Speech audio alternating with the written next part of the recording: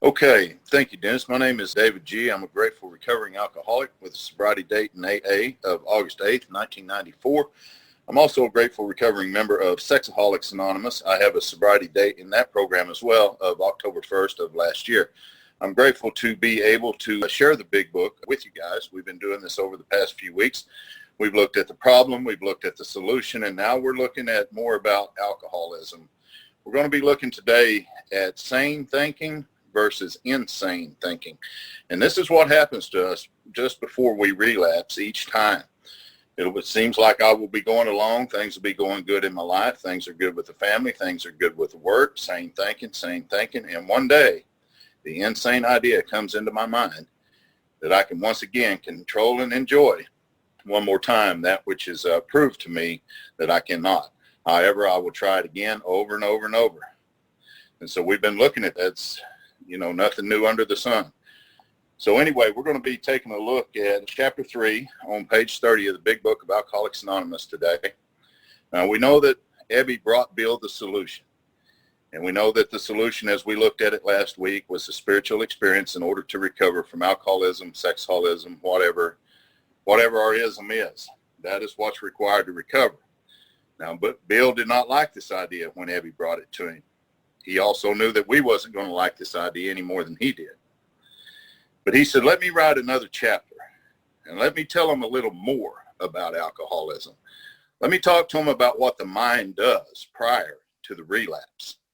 And I'll guarantee you, if they're an alcoholic of the hopeless variety, they will go for this solution at once. So if you'll hold the page and just flip back with me for just a moment to page 12, I want to take a look at how this affected Bill in the same way that many of us feel whenever we're told that this is what we're going to need in order to recover. So looking at page 12, we're going to start right there where he says, despite the living example of my friend. Now he's talking about A.A. Thatcher. There remained in me the vestiges of my old prejudice. So we know anytime we see the word prejudice in the big book of Alcoholics Anonymous, it's talking about a prejudged idea. It's not talking about the color of skin or anything like that. It's talking about a prejudged idea. Bill says the word God still aroused a certain antipathy. When the thought was expressed that there might be a God personal to me, this feeling was intensified. That's the same way I felt when I came into your fellowship. And you told me that I could have a relationship with a God personal to me. I felt the same way as Bill did. The feeling was intensified. Bill said I did not like the idea. I did not like the idea either. I could go for such conceptions as creative intelligence, universal mind, or spirit of nature, but I resisted the thought of the czar of the heavens, however loving his sway may be. I have since talked with scores of men who have felt the same way. My friend, talking about A.A. Thatcher, suggested what then seemed a novel idea. He said, why don't you choose your own conception of God? And that's the statement that has changed our fellowship for years and years and years. I don't have to come in here with the old idea of the Pentecostal God that I grew up with all those years ago. There's nothing wrong with that idea of God. It just did not work for me. I can't change who God is, but I can change who my conception of God is. And if I'm going to recover in this program, I better do that. So if I wasn't convinced in chapter 2, by the time they took me through chapter 3, I'll guarantee you I was convinced. So let's take a look at chapter 3, more about alcoholism, and we will just kind of look at where he's going to give us 4 different examples. He's going to talk to us about the man of 30. He's going to talk to us about a man named Jim. He's going to talk to us about a jaywalker, and he's going to talk to us about a man named Fred. In each of these instances, these men had sane thinking, but then the insane thinking came in, took over, and they relapsed and was gone once more. So let's see if we can find ourselves in these examples, and let's see if we can do what they did in order to recover. So let's start right there, page 30, top paragraph.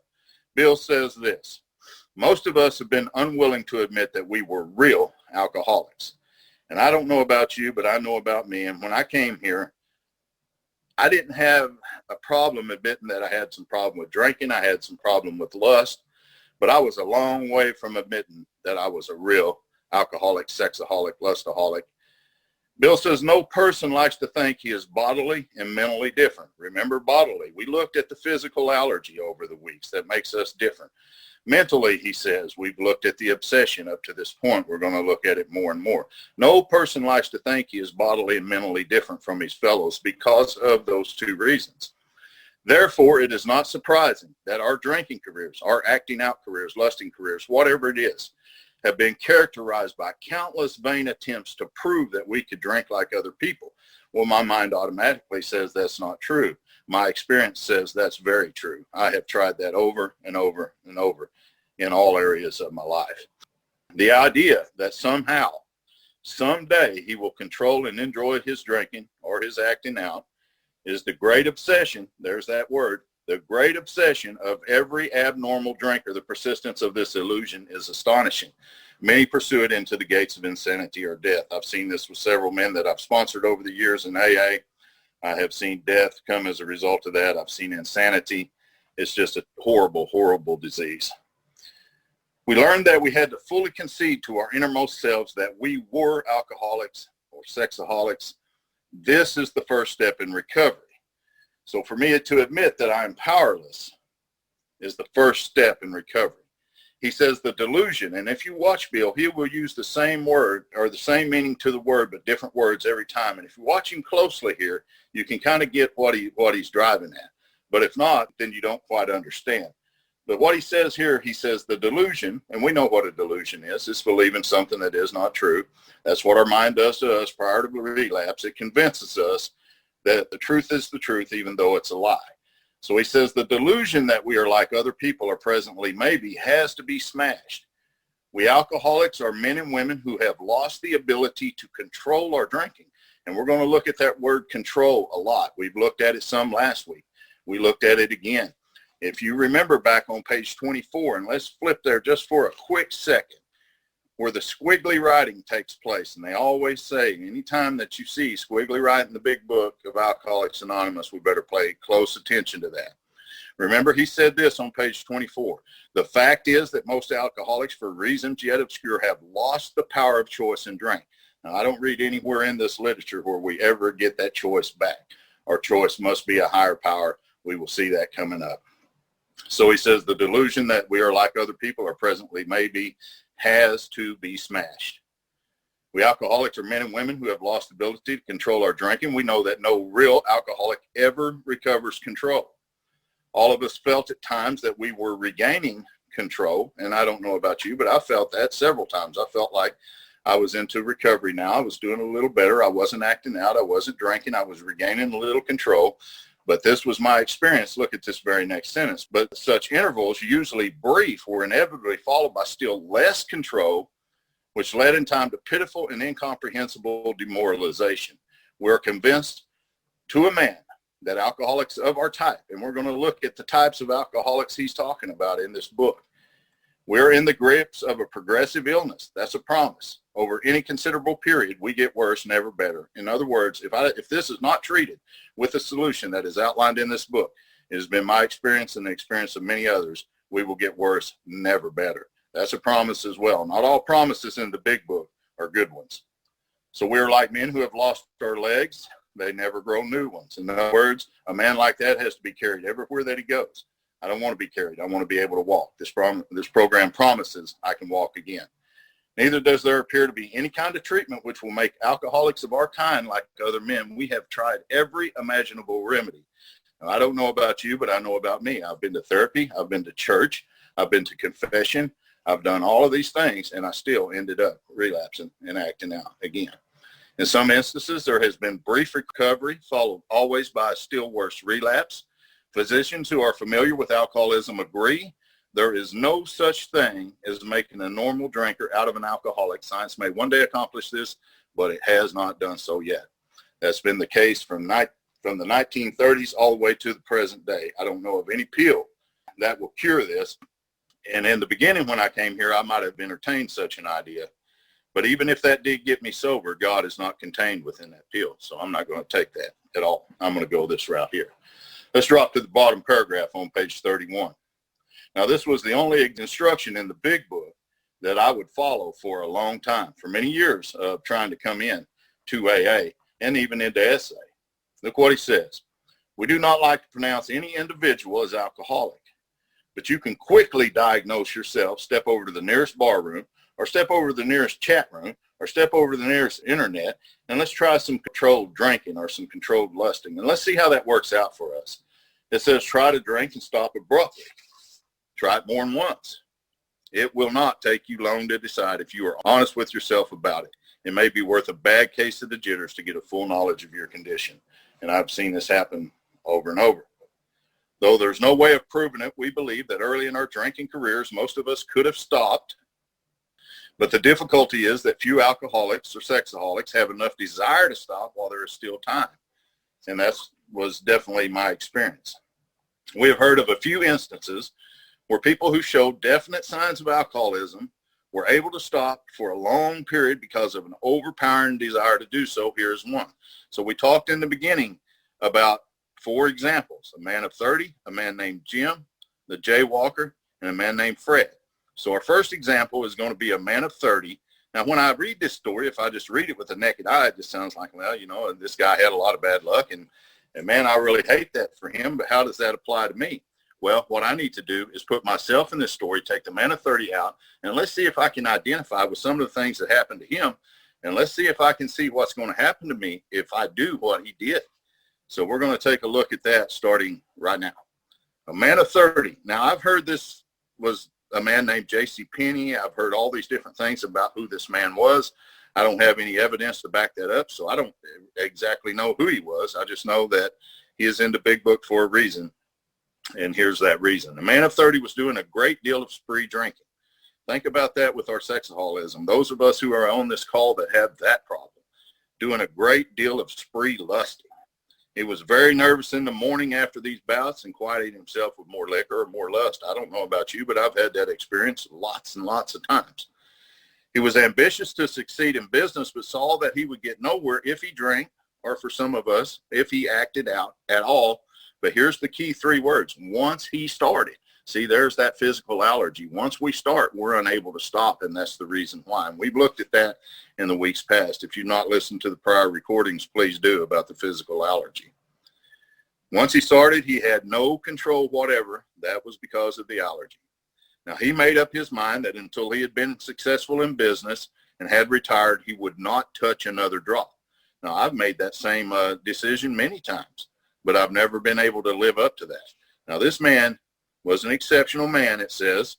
He remained bone dry for 25 years. Now, it doesn't say he had good recovery and good sobriety. It says that he remained bone dry. Now, I don't know about you, but I've been dry, not for 25 years, but for a year or so, and that is a miserable existence for me.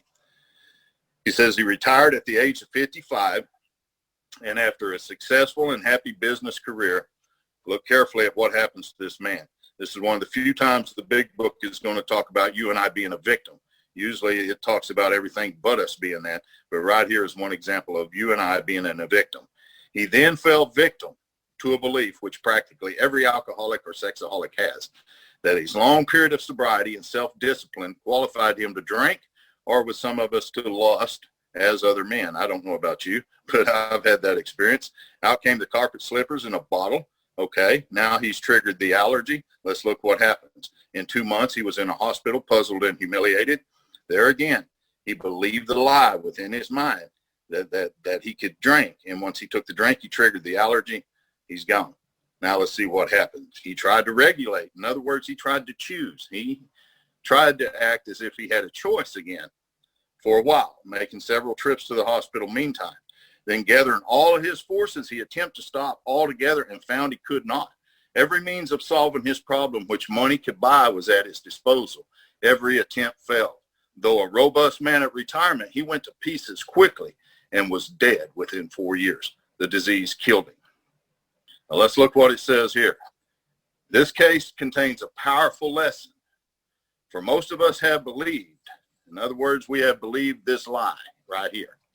If we remain sober for a long stretch, and that long stretch could be 25 years to 25 days, but for some reason, what happens in our mind is what he describes here.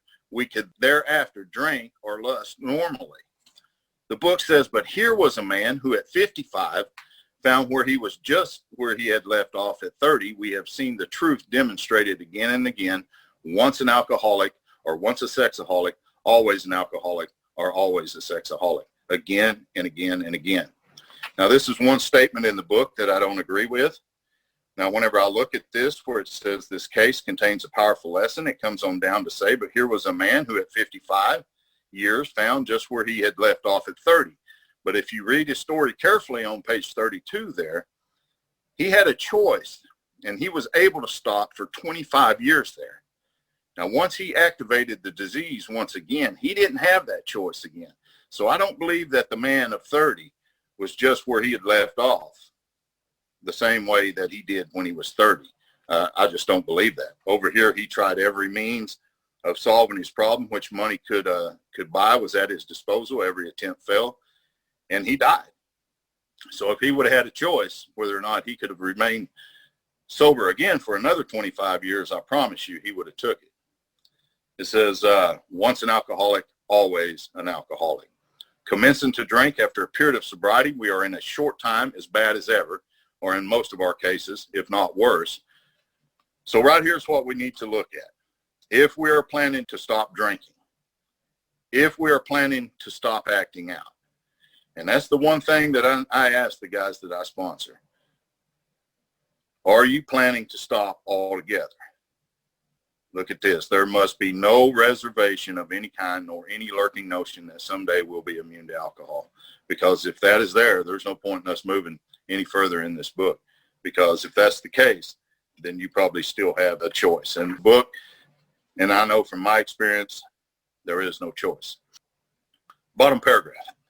To be gravely effective, one does not necessarily have to drink a long time, or one does not necessarily have to act out a long time. I used to go to meetings and I'd hear people say that I've been drinking for 25 years and you've only, and you come in here young and this and that. You know what? The book says that doesn't matter. It says to be gravely effective, one does not necessarily have to drink a long time nor take the quantity some of us have. This is particularly true of women. And I know this to be the truth. I know women that have drank for a very short amount of time and are in worse shape than most of the people that have been drinking for a lot of years. And I see it with this disease of sexaholism as well. Potential female alcoholics often turn into the real thing and are gone beyond recall in a few years. Certain drinkers who would be greatly insulted if called alcoholics are astonished at their inability to stop. We who are familiar with the symptoms, and that's what we'll be looking at coming up in the weeks ahead, we will be looking at the symptoms that underlie this disease. See large number of potential alcoholics among young people everywhere, but try to get them to see it. As we look back, we feel we had gone on drinking many years beyond the point to where we could stop on our own willpower. Now, if anyone questions whether he has entered this dangerous area, here's going to be the second drink test. Remember, we looked at the first one. Step over to the nearest bar room and try some controlled drinking. Try it more than once. Well, he's going to tell us again, if you're not convinced, here's something else you can try. And there is what he says again. If anyone questions whether he has entered this dangerous area, let him try leaving liquor alone for 1 year. If he is a real alcoholic and very far advanced, there is scant chance of success. Now, in the early days of our drinking, we occasionally remained sober for a year or more, becoming serious drinkers again later. Though you may be able to stop for a considerable period, you may yet be potential alcoholic. Talking about my sexaholism, I met my wife in 1994, and we were good friends until 2004. We started dating in 2004. We were married in 2005. Lust went away. It just did not return. And I thought, man, that's amazing. That's what the problem has been for me all along. I just needed somebody that I could truly, truly love. Now, my mind was setting me up here for something that was to come later on that was going to be very devastating. But at the time, it went away. And that's what he's saying here. The early days of our drinking, we occasionally remained sober for a year or more. I did.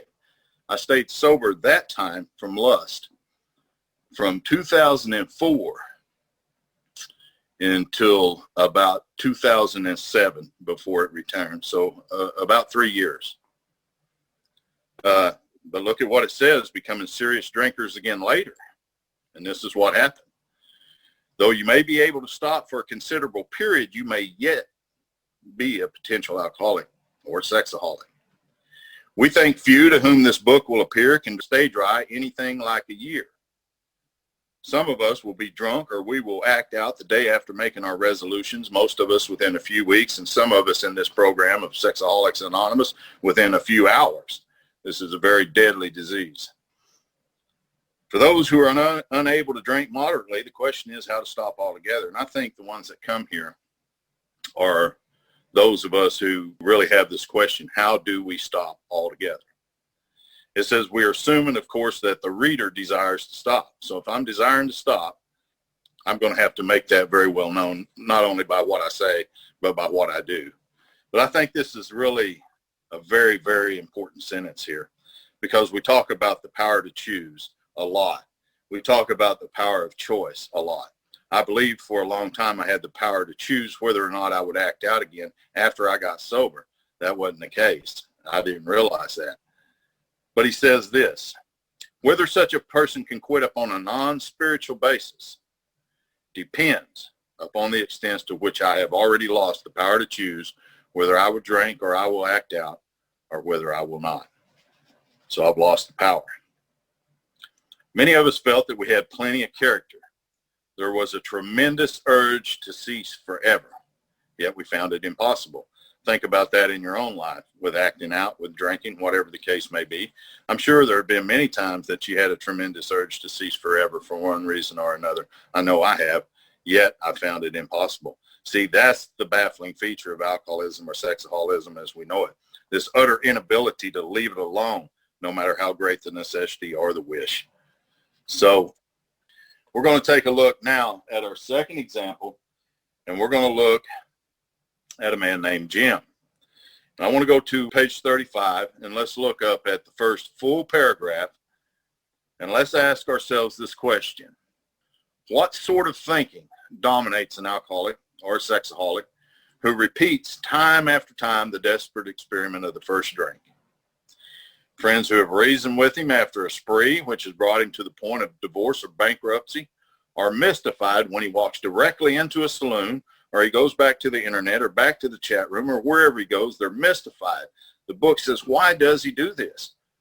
Of what is he thinking? That was my question to myself for a lot of years, and I had read this book for a lot of years. So let's take a look at this guy named Jim, and let's look how sane thinking led to insane thinking, and how Jim relapsed after a period of sobriety. And let's see if we can put ourselves in Jim's spot and see if this isn't what happened to us time after time. Our first example is a friend we shall call Jim. I marked his name out of my big book and wrote David right there. This man has a charming wife, and I do, and a family, and I do. Now, he inherited a lucrative automobile agency. He has a commendable World War record. He is a good salesman. Everybody likes him. He is an intelligent man, normal so far as we can see, except for a nervous disposition. Now, Jim did no drinking until he was 35, and in a few years he became so violent when intoxicated that he had to be committed. On leaving the asylum, he came into contact with us. Now, let's look at what happened to Jim. We told him what we knew of alcoholism. Step one. They told him about the physical allergy. They told him about the mental obsession. And they told him about the unmanageability. So they told him what they knew of alcoholism and the answer we had found. Step two. They told him about a power greater than himself. They told him about a spiritual experience that was required in order to recover.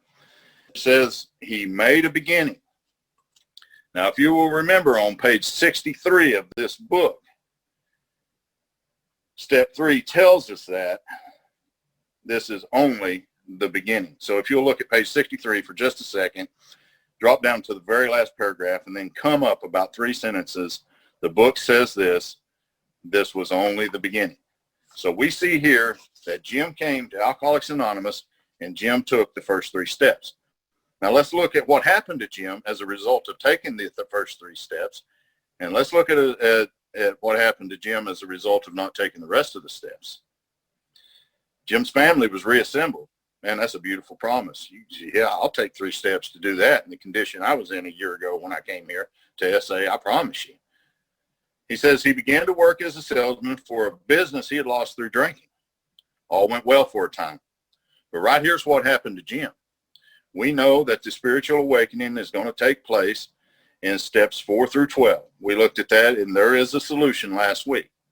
See, Jim took the first 3 steps, but he failed to enlarge on his spiritual life. He did not work steps 4 through 12.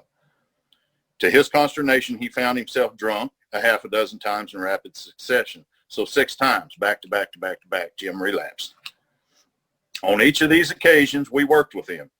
Those are good members of Alcoholics Anonymous or Sexaholics Anonymous or whatever the program is. Most people, after you relapse a time or 2, they'll throw you away. They don't mess with you too much anymore. But the book says on each of these occasions, they worked with him, good members, reviewing carefully what had happened. He agreed he was a real alcoholic and in serious condition. Step 1. He knew. Man, if I could circle those 2 words in my book and look at my experience, I tell you, I knew every time the same thing that he knew right here. He knew he faced another trip to the asylum, jail, treatment center, whatever you want to call an asylum.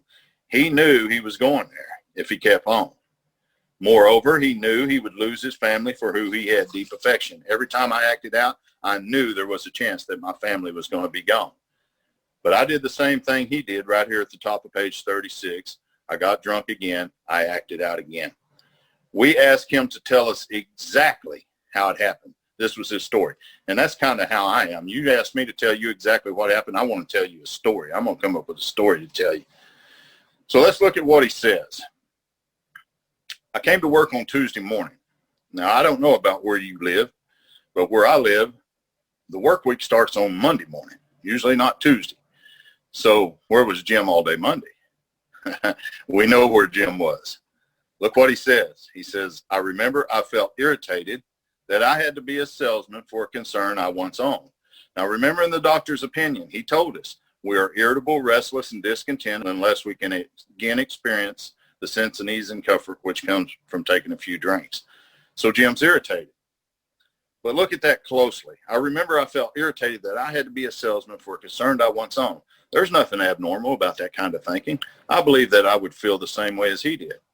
Nothing abnormal, nothing insane about that kind of thinking at all. That is sane thinking. I had a few words with the boss, but nothing serious. Now, I don't know about you, but every time I've had words with my boss, it was serious. But still, that's not insane thinking. That's a sane reaction. Usually whenever I have words with a boss, we usually either clear it up and we go on. Jim says, then I decided to drive into the country and see one of my prospects for a car. Nothing insane about that type of thinking. If you're a car salesman, it would make absolute sense that you would drive into the country, that you would look for a prospect. Jim says, on the way, I felt hungry. Nothing abnormal, nothing insane about that kind of thinking. So I stopped at a roadside place where they have a bar. There's nothing insane about that. I had no intention of drinking. Still sane thinking. I just thought I would get a sandwich, and I also had the notion I might find a customer for a car at this place, which was familiar, for I'd been going to it for years. Nothing insane about that. I'd eaten there many times during the months which I'd been sober, so that tells me Jim had been sober on the first 3 steps for some months. Nothing insane about that. I sat down at the table. I ordered a sandwich. Sane thinking. And a glass of milk. Still no thought of drinking. Sane thinking. I ordered another sandwich and decided to have another glass of milk. Now, I don't know about you guys, but I'm a pretty good sized boy. 2 sandwiches and 2 glasses of milk is kind of a little over the top. But if I'm really hungry, I can see where I could do that. Sane thinking. Watch how this insanity hits him. Suddenly, and I mean that's right now, the thought crossed my mind that if I were to put an ounce of whiskey in my milk, or if I was to go to the internet, or if I was to send a text, if I was to get on a chat, whatever it is I do, if I were to do that, it couldn't hurt me on a full stomach. Look how the insanity hit his mind. He believed the lie. Look at what he did. He ordered the whiskey and poured it into the milk. Now it's in his body. The physical allergy is there. Okay. He don't have a choice anymore. He's bought into the lie. He's triggered the allergy. Let's see what happens to Jim. I vaguely sensed I was not being any too smart, but I felt reassured as I was taking the whiskey on a full stomach. Insanity. The experiment went so well that I ordered another whiskey and poured it into more milk. Insanity. That didn't seem to bother me, so I tried another. Insanity. Insanity's got him now, coupled with the allergy. Jim's on a run one more time. Thus started one more journey to the asylum, jail, treatment center, whatever you want to call an asylum for Jim. Here was the threat of commitment, the loss of family and position, to say nothing of that intense mental and physical suffering which drinking always caused him. Look at this real closely. He had much knowledge of himself as an alcoholic. Doesn't matter. You and I can have all the knowledge in the world of ourselves as an alcoholic, a sexaholic, or whatever it is, and I promise you it's not enough to get us sober. Knowledge is not the answer here.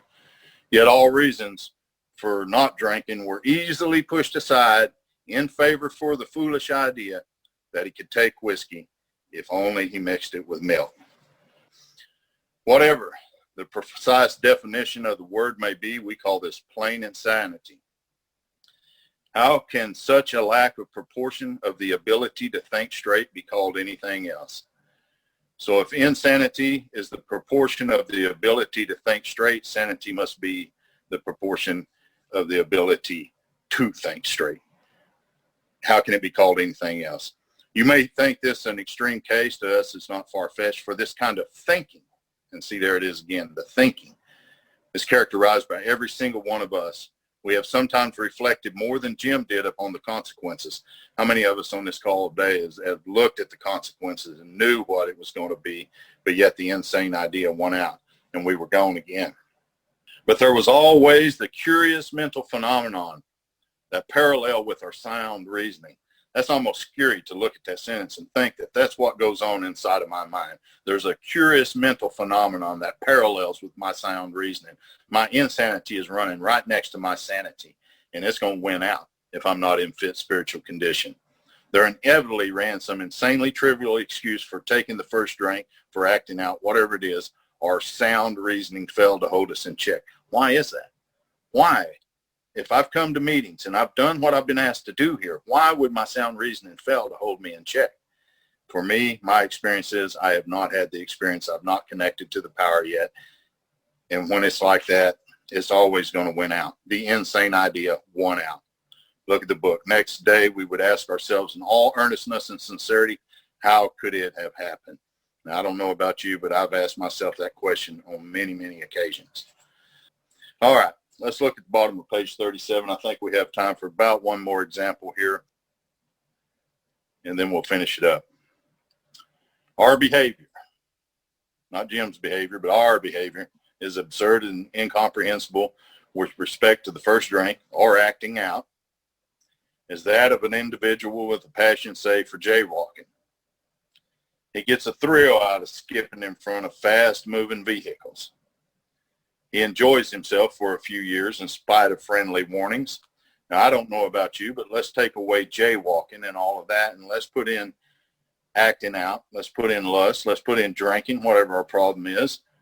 I enjoy myself for a few years in spite of friendly warnings. Up to this point, you would label him as a foolish chap having queer ideas of fun. Luck then deserts him, and he's slightly injured several times in succession. You would expect him, if he were normal, to cut it out. I've had people in AA tell me that. Why don't you just cut that out, David? And I look at them just puzzled. How can you say that? I mean, if I were normal, I would cut it out. But obviously, I'm abnormal. The book says presently he's hit again. This time he has a fractured skull. Within a week after leaving the hospital, a fast-moving trolley car breaks his arm. He tells you he decided to stop jaywalking for good.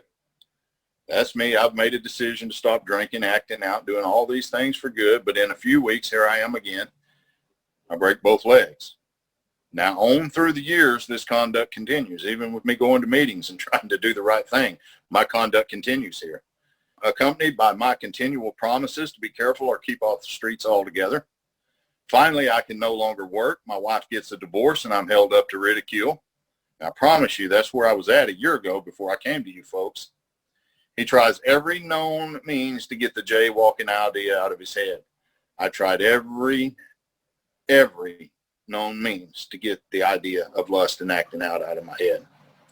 The book says he shuts himself up in an asylum. Now, I didn't do that, but I shut myself up in meeting. I hid out. I did everything I had to do, doing what he did here, hoping to mend his ways. But relapse was around the corner, just as it was for this man. And it says here, but the day comes when he races out in front of a fire engine, which breaks his back. Such a man would be crazy, wouldn't he? You may think our illustration too ridiculous, but is it? We who have been through the ringer have to admit, if we substituted alcoholism for jaywalking, if we have substituted sexaholism for jaywalking, the illustration would fit us exactly. Now, however intelligent we have been in other respects, where alcohol or lust has been involved, we have been strangely insane. It is strong language, but isn't it true?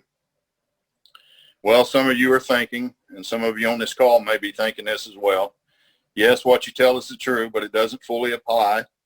We admit that we have some of these symptoms, but we have not gone to the extremes you fellows did, nor are we likely to, for we understand ourselves so well after what you have told us that such things cannot happen again. We have not lost everything in life through drinking or lusting or acting out, and we certainly do not intend to. Thanks for the information. Now, that may be true of certain non-alcoholic people, and we meet them all the time. We meet people who are not alcoholic. They're not sexaholic. I mean, they can take a drink or two, and they can walk away. They don't have the physical allergy the same as we do. But the book says that may be true for them. It's not so much truth for us, who, though drinking foolishly and heavily at the present time, are able to stop or moderate because their brains and their bodies have not been as damaged as ours were. But the actual potential alcoholic or sexaholic, with hardly an exception, will be absolutely unable to stop drinking or lusting and acting out on the basis of self-knowledge. I can know everything there is to know about this disease and die from it. I have to have a spiritual experience. This is the point we wish to emphasize and re-emphasize. To smash home upon our alcoholic readers has been revealed to us out of bitter experience. Let us take another illustration. And I think that we could save Fred for next week, because the rest of the chapter is pretty powerful as well. I'm so grateful to be able to share the book with you guys and my experience of the book. If I've said anything here today that doesn't line up with what your sponsor has told you to do or the way that you've studied the book with your sponsor, please disregard what I say altogether. Your sponsor is right. I'm not here to share knowledge or any of that. I'm here to share my experience through the big book, and I'm so grateful that you've allowed me the opportunity to do that here today. Thank you.